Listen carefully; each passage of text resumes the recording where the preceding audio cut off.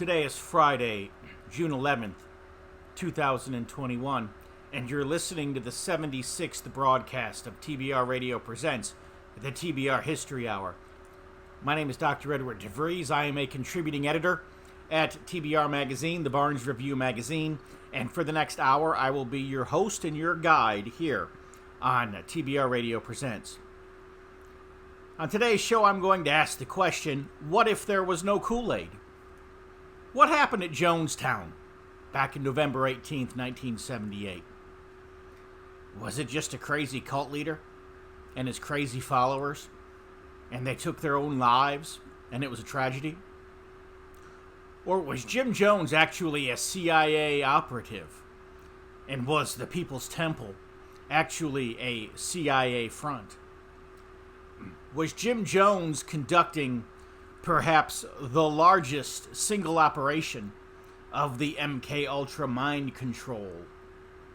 We've all heard of Operation Paperclip, and how those Nazi scientists were contracted by the United States government after the Second World War to come to the United States and continue their evil experiments.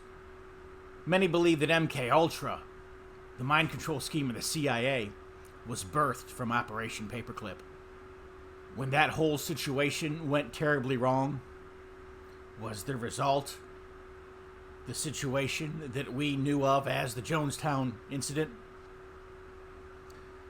What I've done on today's show is I've pieced together multiple segments from over a dozen documentaries, trying to piece together what I believe happened at Jonestown. I think it's possible to brainwash, manipulate, coerce people to do just about anything. And we see this demonstrated in military training or in the kind of conditioning that people go through when they get involved in cults. And they do things that are certainly way outside of the normal parameters of what they would consider moral. Nowhere was this more evident than in the small South American country of Guyana in the winter of 1978. The place was called Jonestown. On the surface, it appeared to be a gathering of ethnically diverse families assembled by the Reverend Jim Jones to live their dream of a racially harmonious society. This reporter spoke to many Jonestown people. They all insisted that it was a peaceful and productive place in which to live. Are you happy here? Oh, I should say I am. I've never been any happier in my life. Despite the outward appearance of normality, reports of sexual abuse, torture, and members being held against their will filtered back to the United States. San Francisco Congressman Leo Ryan flew to Guyana to investigate the allegations. I'm very glad to be here. This is a congressional inquiry. I think that all of you know that I'm here to find out more about questions that have been raised about your operation here. But I can tell you right now that from the few conversations I've had with some of the folks here already this evening, that whatever the comments are, there are some people here who believe that this is the best thing that ever happened in their whole life. The events of the following day would shock the world. Some 20 years later, Jonestown still raises as many questions as it does answers. Was it a mass suicide or a mass murder? Was it a mind control experiment gone awry? Was the CIA somehow involved? While still a teenager, Jones established a pulpit on the street corners of Richmond, Indiana, where he sold monkeys door to door in order to fund his activities. There he came to know a juvenile police officer named Dan Matron, whose improbable path Jones would cross and recross in the years ahead. By the late 1950s, Jones had married his high school sweetheart, Marceline, and established an interracial church based in Indianapolis. He called it the People's Temple. At first, the church prospered, but Jones had a secret life. Matron left Richmond and joined a sometime CIA cover at the State Department. Coincidentally or not, Jones suddenly became of deep interest to the most clandestine department of the agency, whose activities included mind control experiments, attempts to assassinate Fidel Castro, and operations to infiltrate and disrupt black organizations. For reasons that the CIA has always refused to explain, they opened a secret file in Jones' name. Suddenly, Jones abandoned his church And armed with 2 passports, the young charismatic preacher traveled to a series of political hotspots: Mexico, Cuba, Guyana, and Brazil. Though he spoke no Portuguese, in 1962, Jones moved to Belo Horizonte, a small town in Brazil. With no apparent means of support, he rented an expensive house and began to make in-depth studies into voodoo, faith healing, mass conversion, and ESP, a key investigative element of the CIA's mind control program. But Jones was not the only person there from Richmond, Indiana. He later bragged of visits to his neighbor, Dan Matrone. The former police chief was now working for a sometime CIA cover at the U.S. consulate, training Brazilian police in the subtleties of hostile interrogation. Jones was also contacted by another key member of American intelligence at that time, John Lodison, who'd been kicked out of the Soviet Union for spying. In Brazil, he met with Jones for reasons that the CIA still refuses to explain. But Jones' stay in Brazil did not last. He left the country soon after a newspaper article appeared claiming he was a CIA agent. Returning to the USA, Jones moved the People's Temple to Northern California, where its membership grew rapidly.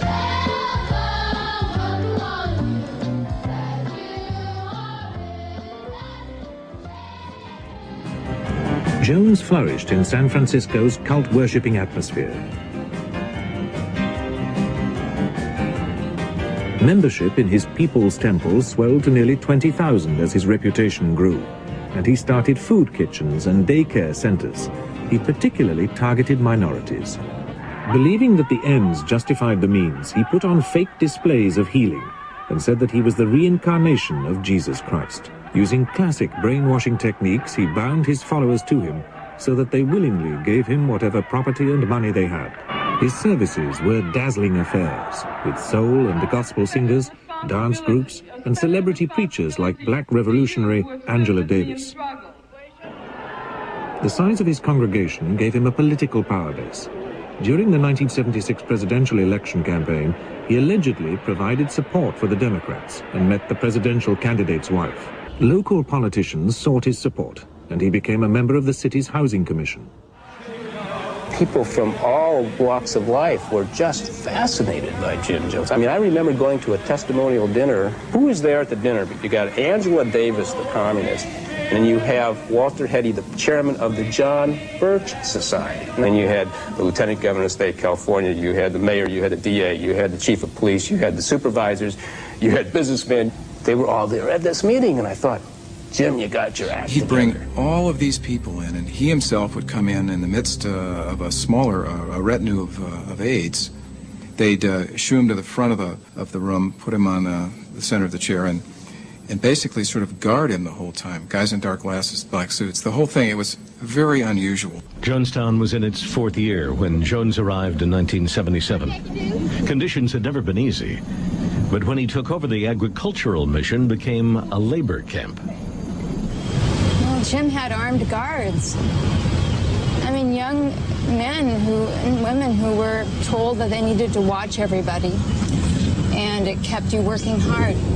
We headed out to the fields, and you vied to go really far out, actually, because you couldn't hear Jim over the loudspeakers.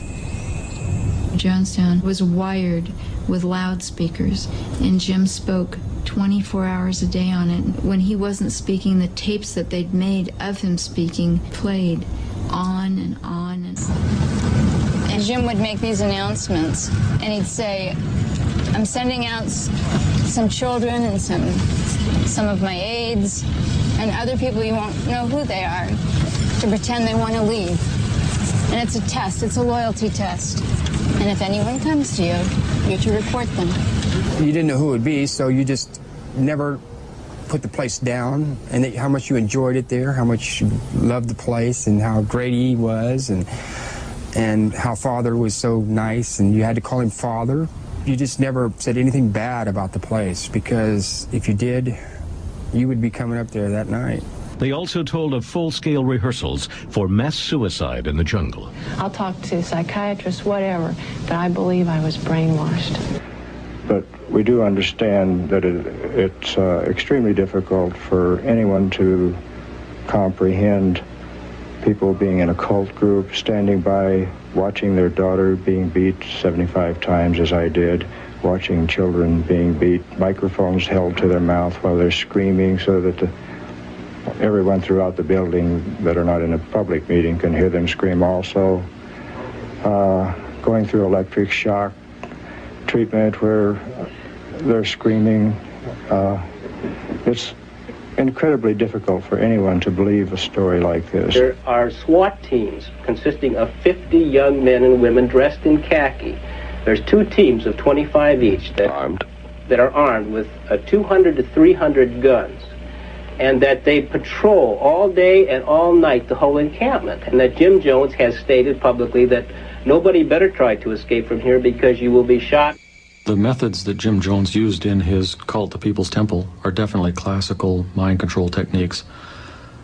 And according to a book by Michael Myers, which is called Was Jonestown a CIA Medical Experiment, his documentation leads him to conclude that actually Jonestown was run by the CIA. Prior to being Jonestown in the deep jungles of British Guiana, that site was actually under control of what was called the Shalom Project. This was a CIA program for training black mercenaries for warfare in Angola. I'd gone through a false mass suicide. I went through one talk and I went through one where he actually took a drink and we were told we had an hour to live so that Jones could find out how people would react psychologically. Turning Jonestown's children against his own enemies was standard practice for Jim Jones, and it delighted him. I like to kill Greystone and Tim Stone. I'll go back and do it right now. I think that I should take a knife and cut Mr. Tupper all up real good and put poison in him and invite all my relatives over there and have them eat him, and then I'll die.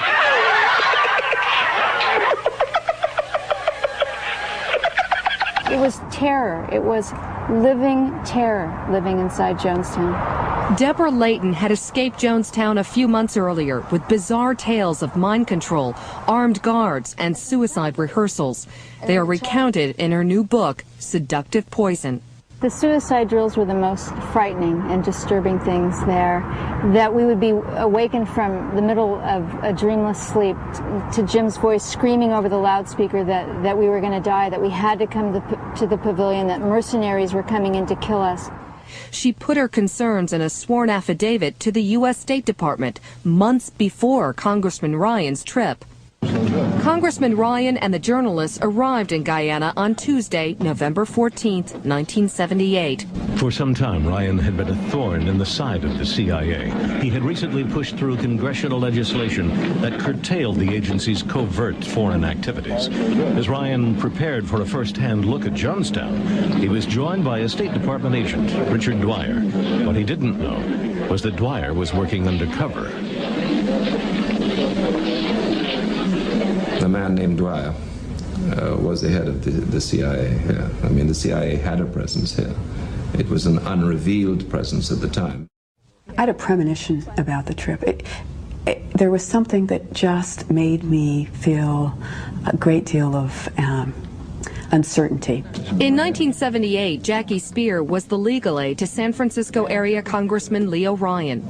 They were about to embark on a fact-finding trip to look into reports of abuse and brainwashing at the remote jungle compound known as Jonestown. I always kind of shake my head in disbelief when they refer to it as a suicide. Those people were not in control of their minds. They had been brainwashed. The next day, 20 temple members decided they wanted to leave. In a haze of drugs, Jones' world began to fall apart. Jones reacted angrily when shown a note from a cult member asking the party for help to get away. Someone came and passed me this note. Well, that's who we're talking about. He wants to leave his son here. If Jonestown's such a bad place, why does he want to leave his son here? He's the one that I'm just talking about. Yeah, this is the man that wants to leave his son here. People play games, friend. They lie. What can I do about liars? Are you people going to leave us? I just beg you, please leave us. Bill, we will bother nobody. Anybody wants to get out of here can get out of here. We have no problem about getting out of here. They come and go all the time. I don't know what kind of game. People like people like publicity. Some people do. I don't. But he said goodbye, apparently calmly. Then he whispered to one of his lieutenants. As the party reached the airport, a man with a knife tried to stab Ryan. The congressman described the attack. Yeah, he said something about rob and choke and kill and or knife. I don't know. But what he said was he intended to kill him. The party had now been joined by about 30 cult members who wanted to get away, and the enlarged party walked out towards the aircraft.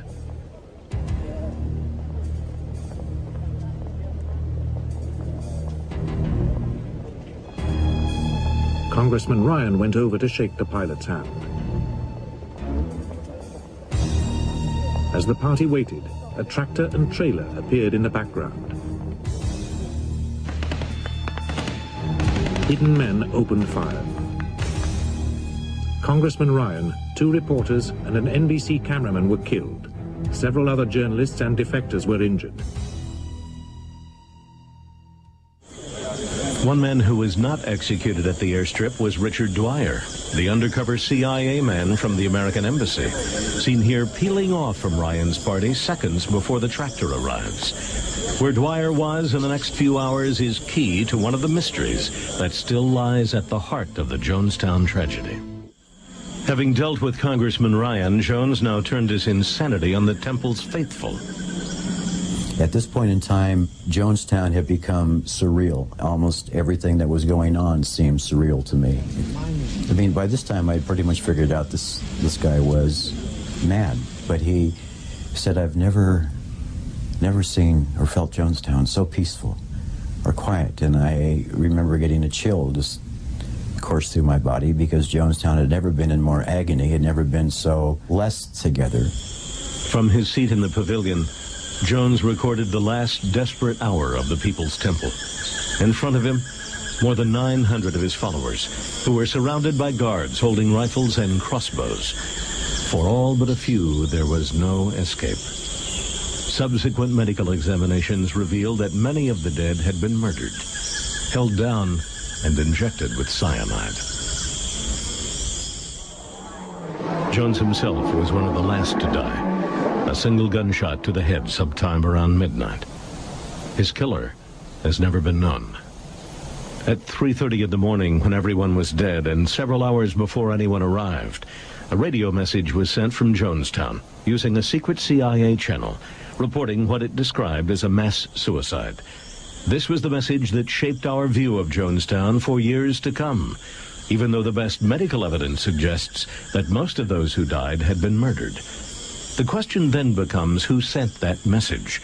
The only functioning radio in the area belonged to the local American intelligence officer, Richard Dwyer. Though he always denied going back to Jonestown that night, the last tape tells a very different story. Take Dwyer on down to the east house. Get Dwyer out of here before something happens to him. Dwyer? I'm not talking about you, Dwyer. I said Dwyer. Though more than 900 Americans had died, Richard Dwyer and other U.S. Embassy officials would later receive medals and promotions. A multi-million-dollar lawsuit was subsequently filed by Congressman Ryan's daughter and the relatives of those who died. The suit described the deaths as a massacre and alleged that Jones was an agent or operative of the Central Intelligence Agency. It was dismissed on a technicality and never tried. Here's more from Bob Jimenez in Guyana. Recovery teams have been removing the dead from Jonestown since Wednesday. Today, as the recovery operation neared what appeared to be the end, the miscalculation was realized. There were not 400 bodies as first thought, but nearly twice that number. Some were found alongside a temple where recovery teams were just starting to work. Air Force Captain John Muscatelli talked to reporters. The original count of persons found dead at the Jonestown site has been found to be seriously in error. It now appears there may be as many as 780 bodies total found found at the site. They were found simply buried under other bodies. There were larger adults that were grouped together, and under their bodies were found the bodies of smaller adults and children. But the medical team were not the only people in Jonestown that day. During the immediate aftermath, Jeff Brilley was approached by a man in civilian clothes who asked him to guard a large box of documents. And he said, "I'm from the U.S. Embassy. If anybody tries to take this box away from me, shoot them." And I said, "You got to be out of your mind. I'm not going to shoot anybody." And he told me that the box was full of sensitive documents and he needed to get those to the U.S. Embassy. I think he probably was CIA. The documents then disappeared into the CIA, and their contents remain secret to this day. 20 years later, the CIA continues to deny any interest in the People's Temple. They claim that their own file on Jones is empty. But new evidence reveals startling connections between Jones and members of the U.S. intelligence community. It began with a visit to Guyana by Congressman Leo Ryan, some of his staff, and members of the press. He was later killed, along with 4 other Americans, including Don Harris and Robert Brown of NBC News. After the killings, the Guyanese authorities impounded the first tapes and notes made by the NBC crew. Your web browser and type in www.barnesreview.org and discover the Barnes Review magazine. In the Barnes Review, you will read vignettes of man, from the prehistoric to the very recent, from forgotten races and civilizations to first-person accounts of World War II and the late Cold War. There is no more interesting magazine published today, nor a more significant and important subject than real history. So visit www.barnesreview.org and subscribe to the Barnes Review. You can subscribe to receive the Barnes Review magazine in its print form, or in convenient electronic delivery. Our host has been a subscriber to both formats for years. So visit www.barnesreview.org and subscribe to the Barnes Review. What we're about to hear now is a 1980 interview with Joseph Holsinger, who was the legislative assistant to U.S. Congressman Leo Ryan, who was, of course, murdered there in Guyana. I had appeared on a public television several months ago with a group of black professionals, mostly psychologists and doctors. They invited me to appear today to provide information that they thought might be I might be able to help with this forum today, with their research. I appeared in Washington in February before the International Relations Committee and made some statements and some charges and documentation which resulted in the Foreign Affairs Committee, or International Relations Committee, which they call it today. They voted to ask the House Select Committee on Intelligence to investigate my charges. And they are currently investigating those charges by the House Select Committee on Intelligence. Can you tell us what the charges are? Well, the charges basically amounted to CIA contact with both the Burnham government there and with the People's Temple. That originally, it was my belief at the time I went to Washington that the purpose of our involvement there was to support the government of Burnham for commercial reasons, and they used the People's Temple almost as enforcers to help support an unpopular government there to keep control of the government of Guyana. We knew that there had been an article in the San Mateo Times in December of '79 which indicated that the Deputy Chief of Mission there, Richard Dwyer, was in fact the CIA station chief. He was the one that went to Jonestown with Leo's party, and he claimed to be slightly wounded, but there was a tape made at the time of the murders and suicides there with Jones yelling, "Get Dwyer out of here, get Dwyer out of here." And the indications are that it was Dwyer who went back into Jonestown after Leo was murdered and was there at the time. And there's great questions just who shot Jim Jones and why, whether Jones was shot to shut him up. The question also as to how all these people died and just when they died, which is all documented here. But soon I came back from Washington because of my testimony. I started getting documentation from a Berkeley psychologist called the Penal Colony here, and from the Alliance for Preservation of Religious Liberty in Washington, which indicated other things, one of which was that George Philip Blakey was a top Jones aide He was the man who arranged the purchase or the lease of the land in Guyana, provided the money and arranged the lease down there in 1974. He also is tracked now as being a CIA operative in Angola in 1975 with UNITA. He's also the same guy who was the top aide who arranged all this purchase and the finances, is also the husband of Deborah Leighton Blakey, who fled Jonestown and made those charges. He's the brother-in-law of Larry Leighton, who was acquitted yesterday.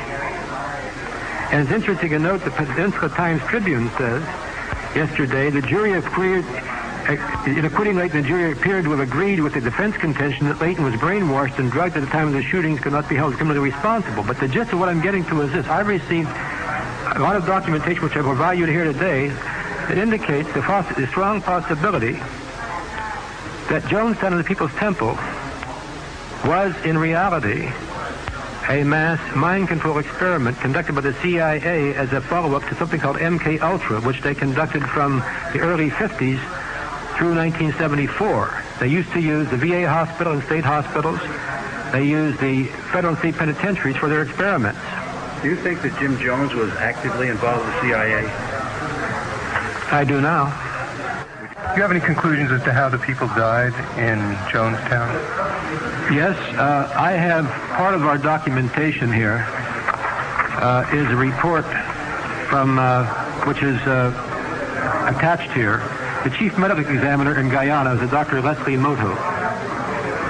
He reported, and this is attached here, his opinion that more than 700 of those bodies found at Jonestown were not suicide victims but were murdered. He based this on the injection marks in the upper arm. Page 4 of my statement here. By injection, they did? Yes, and by gunfire. There were a lot more people killed by gunfire than they've ever admitted so far. We have heard reports that there were 50 of them, approximately 50 men with guns ringing around there, so people couldn't get out, and very few of them did get out. So it's according to the chief medical officer in Guyana, most of the people down there were murdered rather than suicide. Who is suppressing all of this? Are you implying the CIA was active in the suppression? Yes, I'm suggesting to you that a lot of things that don't make sense here. I'm suggesting that the long delay in anyone getting in, or the press getting in there, or very many people all getting in there for several days, was caused by a deliberate attempt to manufacture the story, which has now been accepted and sold successfully to the American people. And what is that story that you think the people are falsely accepting? That, in effect, this was a large group of disillusioned or disoriented black people who went down to Guyana and who turned their backs on this country and committed suicide, and we might as well we're get rid of them, and it's just an aberration type of thing. I think that's the story that's been peddled. When you see the documentation here, you'll begin to wonder yourselves why the first reports were 350 people died or 400 people died, and for several days that was reported, and many started finding more bodies. When the first reports were that 500 fled in the jungle, the people examined the bodies the first time and counted them by name, by types of people, men, women, and children, turned them over. Then a few days later, they claimed to have found 2 and 3 stacks of bodies underneath those. You know, it boggles the mind, the stories that were passed out, but they apparently have gotten away with, I think, with one of the greatest fabrications of recent years.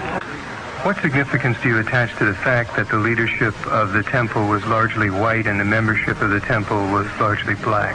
I mentioned that in here. I think that that's part and parcel of the whole thing. I think that this is what caused me very suspicious about this whole experiment, about the possibilities here. The cadre was all white, and yet we think of Jonestown as a bunch of black people who were committed suicide without mentioning that white cadre, and that doesn't quite add up. I think there are racist overtones to the whole thing. What kind of racist overtones? What are you exactly alleging? I'm alleging that the media picture that was printed, it was painted rather, and then came out in print and so on, was that you don't have to worry about these people because they're crazy, they'll do anything, and they're not like us. It's my impression at this time that they were conducting some sort of mind control experiments. For example, they had a very modern hospital down there which they bragged about. So modern that in that population they had medical checkups for everyone every day. So there's no need for that unless you're conducting experiments where you're having control groups and you're giving people, and they're giving their vitamins every day. And it's my guess that they were just using them as guinea pigs to see what they could do under isolated circumstances. They'd take them off into a jungle someplace far away from everybody. They get them there somehow, and then they're able to see how these various drugs work on different groups. Extra, read all about it. If you're like me, and I'll bet you are, you like to be on the cutting edge of honest news and accurate information. 26 times a year, the American Free Press newspaper can be delivered to your door, packed with the kind of uncensored news that I know you're going to appreciate.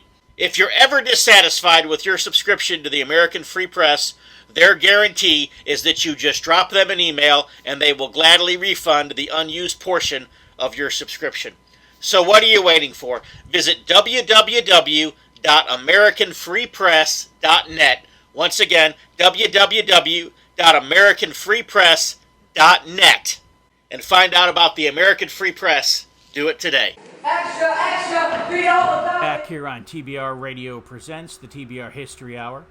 On today's show, we have been reviewing a montage of footage of documentaries and interviews regarding the November 1978 incident that happened in Guyana, known as the Jonestown Massacre, trying to piece together what really happened there at Jonestown on that fateful day. And so let's go back to that montage, and let's see if we can't put together just a little bit more of the storyline. The details of the murders in Guyana, exactly how they were killed, please. Well, Dr. Mutu, the pathologist at the site in Jonestown, said that 70 to 80% of the bodies had a fresh needle mark in the back of the left shoulder blade at a point they could not have reached themselves, and that the body showed evidence of having been forced to take the shots. And the official coroner's verdict for Matthews Ridge by the Guyanese judge and jury that looked into the situation was that all the people had been murdered, that not one had been a suicide. Mutu found evidence of gunshot wounds and strangulation in many of the other bodies. I studied about 150 pictures in which I could see gunshot wounds. There's no way that cyanide pathology explains the condition of those bodies all face down, and you could see drag marks, and the body count went up because the area was surrounded by 350 Guyanese troops, about 200 British Black Watch troops, which are the equivalent of their Green Beret on maneuvers at Matthews Ridge in those days, and American Green Berets that came in with the body cleanup teams that spent the period of the 5 days murdering people, rounding them up in the jungle.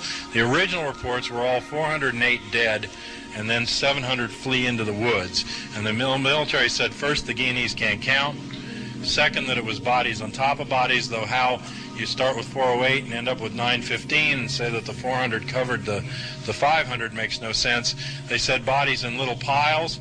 They even said at the end, after they'd been there for 6 days, that they forgot to go around to the back of the pavilion and there were 500 bodies back there. I mean, this was the final official explanation, but these people were being killed. Yes, smaller in this room. There's an old junkie from Detroit who was a survivor of Jonestown. The guy said he hid under the... Odell Rhodes? Maybe his name. What happened to him? Where is he now? I don't know where all the survivors are. Many of them survived because they cooperated with the plan and were meant to survive. That's the case with the basketball team and other people. They were off somewhere. Well, they eventually got to Georgetown and eventually came back to the United States. Some of them were out on a ship. The ones that were on the boat with Blakey went to Trinidad. Then they went to Panama and emptied a $5 million bank account in Credit Suisse. And then they went to Grenada. They set up shop in Grenada, I believe in the mental hospital there, with Dr. Bourne and his father, who worked in primate research with MK Ultra. And Bourne set up all the methadone programs in the United States for the Rockefellers. And I think they were experimenting on the mental patients because that's the only building bombed in the invasion of Grenada. And there's 180 people in the inmates in the psychiatric institution murdered, dumped into a mass grave, and then the U.S. was going to send $400 million to rebuild the hospital. And, they were going to make it a better unit to experiment on people after they got the right government in. early on a cocaine smuggling operation? Because I believe there were drugs and guns being smuggled in and out, and there were relations of mercenaries. Some of these killers that were taken in and out of Angola. The CIA-backed UNITA forces by Blakey ran mercenaries, and they did run guns and drugs, but the operation was primarily an extension of MK-Ultra. People were taken off the streets here in San Francisco, out of the welfare rolls, from the elderly homes, from the psychiatric institutions, from the prisons. Children were given as wards of the court and turned over into their control. They put them in buses. They took them to Miami, and I talked to an air traffic controller. When they landed in Guyana, all of the blacks were bound and gagged coming off of the plane. People 5 miles away didn't even know there were blacks at Jonestown. All they had ever seen of People's Temple were the white crew that was running it, going in and out of the cities. They were buying Guyanese babies from women wherever they could give a blanket or something for a baby and taking them back in there, and there was massive experimentation. There were enough drugs on site to drug the population of Georgetown, Guyana, over 120,000 for more than a year for a population of 1,200 people in this camp. And Dr. Schacht, who I believe survived, he's not in the first death list. He's added to the second. I think he's related to Hjalmar Schacht, the Mike Reich's Minister of Finance, who developed the phrase "Arbeit macht frei," work makes you free, at the Auschwitz camp. And they came to Houston. That's where the Schacht family ended up. They were the big bankers for Hitler. And this guy's from Houston, and he was not a doctor. He was described as doing, suturing on wounds without anesthesia and all kind of sadistic things. And they had medical tags. You can see even in Time magazine medical tags on the people. But an order came down from Zbigniew Brzezinski through Hague to Robert Pastor on site to strip bodies of all identification and tags. Then the bodies are left in the sun to rot so that no fingerprints, no identification can be done from the tags, and no autopsy can be done, fluid or otherwise, by the time they get back to the United States. So you can never find out what killed them or how many drugs they had in the body. They had one footlocker there with 11,000 doses of Thorazine. And the drugs that are described are the exact drugs that were used for 30 years in MK-Ultra in the different control scenarios. Somehow, the average citizen thinks that his or her mind could never be manipulated. And yet every day we're manipulated by each other, we're manipulated by advertising. 1,000 things impact and manipulate us in different ways. We're bombarded with messages from the media, the radio, the television, and from newspapers that shape our perceptions of the world. This relentless yet subtle conditioning can develop without you even knowing it. Watching television is a trance-like experience. You forget about the carpet, the curtains, and that you're sitting in a room, and you engage your experience directly into the television screen, so that whatever happens on the screen seems really real. You suspend belief in reality. If you don't take responsibility for what goes into your mind, somebody else will.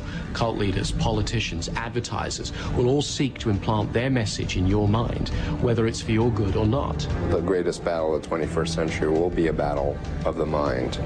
And there are people who have power, who want more power, and they do not want the public to know about mind control, its existence, or how it's implemented.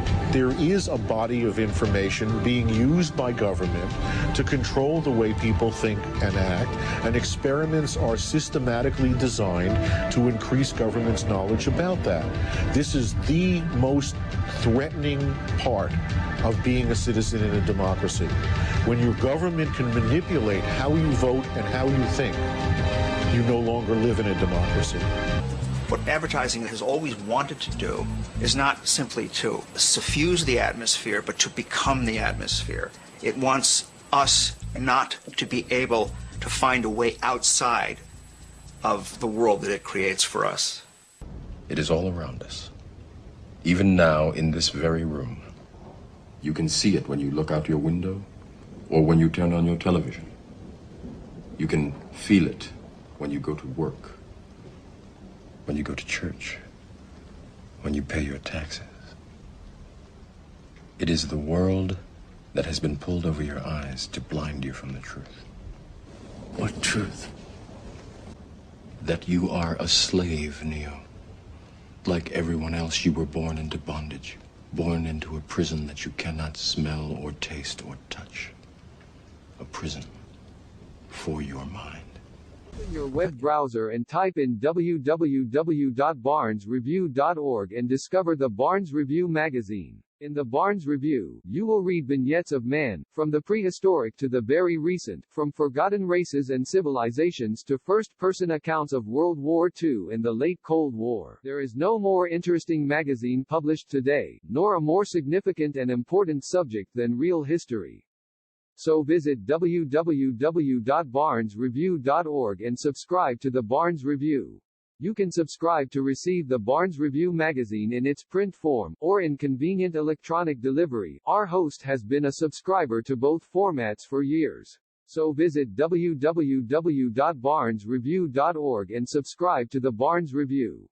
If you're just joining us after the break, you're listening to TBR Radio Presents, the TBR History Hour. And our topic of conversation today is Jonestown and what happened on that fateful day, November 18th, 1978. Was Jonestown a cult that went bad, or was Jim Jones a CIA agent and Jonestown was a CIA front for MKUltra mind control, and the government had to go down there and exterminate everybody lest the evidence point to that? Which, of course, would also explain why U.S. Congressman Leo Ryan, who was there investigating the settlement at Jonestown, had to be so violently murdered there in Guyana, South America. Regardless of your conclusion, MKUltra mind control, what was the ultimate goal of it? What was the government trying to accomplish? While we've not settled that matter today, how does that relate to Jonestown? In other words, what was accomplished by MKUltra mind control? It might not have been the government's intention to figure out how to propagandize and advertise, but the data that was collected from MK mind control experimentation has been greatly used by our government to propagandize us, and that information has, of course, come into the hands of various advertising agencies, and they use it every day to manipulate us. And this next segment is going to be Noam Chomsky, and he's going to kind of try to put that into perspective for us. That goes straight back in American history. You read the working class press in the mid-19th century, press published by artisans and what were called factory girls, young women from the farms working in the textile mills in eastern Massachusetts, which was the center of beginning of the Industrial Revolution. Their press was calling for, they said their theme was that those who work in the mills ought to own them. Wage labor, which was called wage slavery, was regarded by most Americans as not very different from slavery. Even the Republican Party regarded wage labor as just at best a preliminary to free labor, but intolerable because it's a kind of servitude. A large part of the northern population fighting the Civil War was fighting under that banner. You should look at public opinion polls for the same reason that they are taken. Why do we have so many public opinion polls in the United States? They're mostly business initiated. The propaganda institutions like the PR industry, they want to keep their finger on the public pulse. They got to know how to design the propaganda. So they want to know what people are thinking. So in fact, if you want to find out, you can find out too. And you can find out how these opinions are changed. What really matters is the fact that the major institutions in the society are under totalitarian control. They're basically unaccountable to the public. They own the information system. I mean, they control the information system. What are the media? Huge corporations, parts of bigger corporations. That sets the framework of discussion. The major decisions that affect what happens in the economy and social life are made behind closed doors. Very little public accountability. They have the right of freedom from search and seizure. Fourth Amendment rights means you can't know anything about what they're doing. and they have enormous power. Furthermore, it's described as free trade. It's ridiculous. I mean, these are secret institutions, so all figures have to be taken with a big grain of salt because nobody really knows. But the guesses are that by international economists that maybe 40% or so of U.S. trade is actually internal to corporations, meaning it's not trade at all. It's just moving something across a border. It's no more trade than moving from Indiana to Illinois or something like that. Happens across a border, to get cheaper labor, to avoid environmental restrictions and so on. Well, 40% is not a small number. And that's a vast underestimate because there are also complicated strategic alliances among alleged competitors. So IBM and Toshiba and Siemens and so on are working together. They're working together on design, on marketing, and so on. And in fact, it's gotten to the point where some international economists call it a new system of what they call alliance capitalism. Big networks of tyrannical institutions basically running the world. I mean, in comparison with this, the difference between, everybody voting and everybody not voting is pretty trivial. In the Reagan administration, you really had a massive enterprise to control the public mind. In fact, when this was exposed during the Iran-Contra hearings, partially exposed, one high administration official described it as the most successful operation they carried out. He said it's the kind of operation that you carry out in enemy territory. And that expresses the attitude toward the population completely. The population is the enemy, and you've got to control enemy territory, and the way you do it is by very extensive public diplomacy, meaning propaganda. And so we've given you a lot to unpack on today's TBR Radio Presents the TBR History Hour. What exactly happened on November 18th, 1978, when over 900 bodies were allegedly discovered in Jonestown, the makeshift compound established in Guyana by the People's Temple cult? Was it an act of so-called revolutionary suicide, where the people had taken their own lives by ingesting the cyanide-induced grape-flavored beverage? You hear the phrase, drink the Kool-Aid, that's where it comes from. Had the people drunk the proverbial Kool-Aid? The group had killed a congressional representative, U.S. Congressman Leo Ryan. Then they killed themselves. At least that's the official story. But so many investigations and books have been written about the Jonestown Massacre that bluntly arrived at the conclusion that the whole affair was a CIA-orchestrated project, MK-Ultra mind control, and that these people were murdered because when the MK-Ultra mind control CIA black op went horribly wrong, the CIA had no other alternative but to murder everybody and cover their tracks. Regardless, when you look at some of the points raised, several aspects of the Jonestown incident just don't quite add up. Even if they don't prove that the CIA was behind it all, I still can't believe that these people drunk the Kool-Aid. There are just too many loose ends to the story, just too many things that just don't make sense. For example, Jim Jones's CIA connections. It's impossible to prove beyond any shadow of a doubt. But a lot of researchers, including Michael Myers in his book Was Jonestown a CIA Medical Experiment, seem to have a paper trail that shows that Jim Jones was a CIA asset and the People's Temple was a CIA front. And that this was so since the Temple's inception in 1955 in Indianapolis, Indiana. Then the sect moved to California in the mid-1960s, and Jones's influence grew. And he got the attention of law enforcement, and there were many would-be investigations into Jones. But yet he always seemed to be mysteriously protected from these, even becoming a high-ranking government official himself. And then there's the discrepancies over Jones's personal death. It's claimed his body was found with a bullet hole in the head, and that he had inflicted the wound himself. But researchers argue that his body had a high barbiturate level, which would have made it difficult, if not impossible, for him to have pulled the trigger. And not only that, but Jones was known to have had certain tattoos that his alleged corpse didn't have. And then there's the fact that his body was never identified by official means, such as dental records or fingerprints. And so, was the body that was reported to have been Jim Jones's, was it even his? Then there's the ambush and the murder of U.S. Congressman Leo Ryan. He had gone to Jonestown on a fact-finding mission. On the morning of November 18th, 1978, he was leaving the compound, and he took a few of the followers with him. They wanted to leave, and Jim Jones said, sure, take them home with you. They're free to go.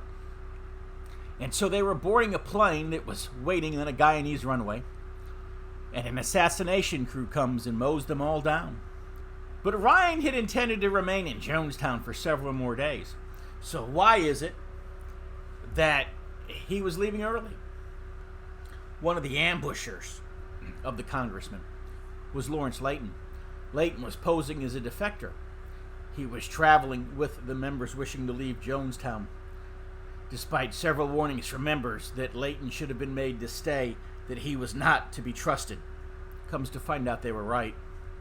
Layton had some interesting connections. On the surface, it looked like Layton was just a loyal follower of Jim Jones. However, look at his family connections. For example, his father, Lawrence Layton Sr., had invested huge amounts of money into Jonestown and into Jim Jones's so-called ministry for decades. When you look at his background, it's easy to question a few things. For example, Layton Sr. had made his fortune in government contracts developing biological weapons and facilitating genetic experiments for the U.S. government. Layton Jr.'s mother also had quite a fortune. Her family's wealth originated with I.G. Farben, and she had connections that went back to the Nazi camps. Those Nazi connections seem even darker, given the accusations of mind control at Jonestown. Another connection with the Laytons is George Philip Blakey. He was the husband of Lawrence Layton Jr.'s sister. Blakey was a known CIA agent. He was also the one who provided the down payment money to secure the land for Jonestown. And then there's Richard Dwyer. It's only an educated guess the person most likely responsible for sending Leo Ryan to Jonestown in the first place was Richard Dwyer. And Richard Dwyer had a well-documented past with the CIA that went back to the 1950s. While the whole Jonestown fiasco was unfolding in November 1978, Dwyer was serving as the deputy head of the U.S. Embassy in Guyana. In short, he was America's eyes and ears on the ground. And he was perfectly placed to monitor or assist Jones, depending on which side of the story you want to believe. It's also claimed by some investigators that Dwyer had close personal connections to Jim Jones. And there was a recording made during the apparent suicides. You heard it earlier in the program. Proof of Dwyer's involvement in the massacre, and Jones could be heard clearly saying, "Get Dwyer out of here." He mentioned Dwyer's name several times in the recording that he made within the hour of the suicide. This indicated that Dwyer's presence was there at the time of the killings. For their part, intelligence agencies simply say that Jones was drugged and hazy and had misidentified Dwyer. Oh, and by the way, Dwyer was also the one, if you remember, who was walking with Congressman Ryan to the airplane and then mysteriously disappeared right before everybody got killed. But then there's Mark Lane. He was an attorney who had represented James Earl Ray, of all people. James Earl Ray, of course, being the man who, the official story says, shot Dr. Martin Luther King Jr. Lane always believed that Ray had been set up. And Lane was in the process of not only making the case that Ray was basically a patsy and that the CIA assassinated Martin Luther King Jr. Lane was also in the process of reinvestigating the Kennedy assassination. In addition, he was acting as an attorney for the People's Temple. Isn't it interesting, if the People's Temple was a CIA front, that they would hire as their attorney the same guy who was investigating them in other killings and misdeeds? But Jim Lane had publicly stated his belief that Jonestown was a paradise on earth in a recent magazine interview.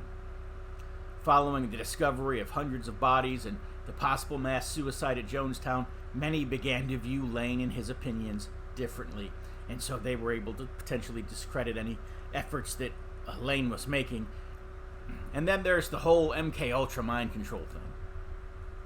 In his book, Was Jonestown a CIA Medical Experiment?, Michael Myers bluntly asserted that the CIA was pulling the strings of the Jonestown cult. I know it sounds fanciful and even outlandish, but there's compelling arguments made by Myers in his book, and we heard a lot of it in the documentaries. The members looked more like prisoners. They wore hospital-like wristbands. Myers notes in his book that the medical facilities on the site at Jonestown were state-of-the-art, while the rest of the compound was just a wreck. And then look at the demographics of the cult's members: black people, poor people, women, former inmates. The kind of people that you would use for CIA medical experiments, mind control experiments, and so forth. And then you add in connections like the Layton family. And then there's this whole thing about the Mendocino State Mental Hospital. It's also claimed by some researchers that Jim Jones enjoyed a certain protection during the time that the People's Temple was in California. Even then, Governor Ronald Reagan, it's said, along with San Francisco Mayor George Moscone, were helping to protect and promote Jim Jones. At one point, Jim Jones was given the operation of the Mendocino State Mental Hospital. At first, the agreement was that the hospital would supply their group with test patients. But within weeks, every member of the staff was also a member of the People's Temple. Those who refused to join were fired and replaced with a temple member. And then when you get to the massacre itself, there's the discrepancy of the body count. A huge discrepancy. How many people did die at Jonestown? How many committed suicide and how many were murdered? For example, while the authorities were still in the process of identifying the dead and taking a final body count, Robert Pastor, an aide to U.S. National Security Advisor Zbigniew Brzezinski, now there's a name, he ordered everyone to cease all activities even though 500 bodies were yet to be found. And of the 400 that were, only a handful had been properly identified. And yet, rather bizarrely, the official explanation was that 500 bodies were found underneath 400 bodies. And then there's Dr. Leslie Mutu. Maybe his name escaped you in the documentary footage, but he was Guyana's chief medical examiner. And over the opposition of the U.S. government, he did autopsies on the bodies. And he went on the record to state that of the bodies he had seen, that only 2 or 3 of them looked to have committed suicide. Moto believed that the 400-some bodies that he examined had all been murdered. And so, you ask the question, if these accusations are true, what does the CIA have to gain from the Jonestown massacre? And the answer actually is quite a lot. Look at U.S. Congressman Leo Ryan, whose murder indirectly provided the reason for the mass suicide pact at Jonestown. He was a man who had very few friends and many enemies in the CIA. He was pushing for transparency about the CIA's activities and even co-authored the Hughes-Ryan Amendment as part of that. Needless to say, the CIA is very secretive even within itself and has no idea of transparency, and it has no desire to operate in any type of openness. So the CIA wouldn't have shed any tears over Ryan's demise. If anything, his death cured a headache for them. Aside from the accusations of mind control experiments, the massacre would have also given the CIA a chance to train mercenary fighters who could be used in the region. They'd do the dirty work of the intelligence agency. They'd be the muscle on the ground for coups, uprisings, false flag attacks. In short, the CIA, if they were involved in Jonestown, they had a lot to gain. And here's the thing that's always really stuck with me. The thing that really doesn't make sense. The media never connected those dots. But as we said, Moscone had some very intriguing connections to Jim Jones and to the People's Temple. The People's Temple had heavily invested in Moscone's mayoral campaigns. And in return, many of the temple's members were given plush jobs in the welfare department of the city. Also, Moscone made sure that there were never any investigations of the cult. In the years following the Jonestown massacre, it would come to light that Jones had arranged for busloads of people to go to San Francisco and illegally vote in the mayoral election. Janine Mills had written several critical pieces about the group. She was a former temple member who had left the group even before they moved to Guyana. She and her husband and her daughter were gunned down in her home just days after everything that happened in Jonestown. Again, why? Some have assumed maybe that Jones didn't die in Jonestown and he was responsible for having Moscone and the Mills family killed. Or maybe the CIA was just looking to tie up some loose ends. I don't know. All I do know is that there are a lot of things that don't add up. But we are out of time for today's TBR Radio Presents the TBR History Hour. Go to our website, www.barnesreview.org. Find out how you can become a subscriber to what I believe is the absolute greatest revisionist history magazine that has ever been published. And know that we'll be back again next week, same time, same place, and we'll have another great show for you. Until then, from all of us here at TBR Radio, God bless, and Lord willing, I will talk to you again next week.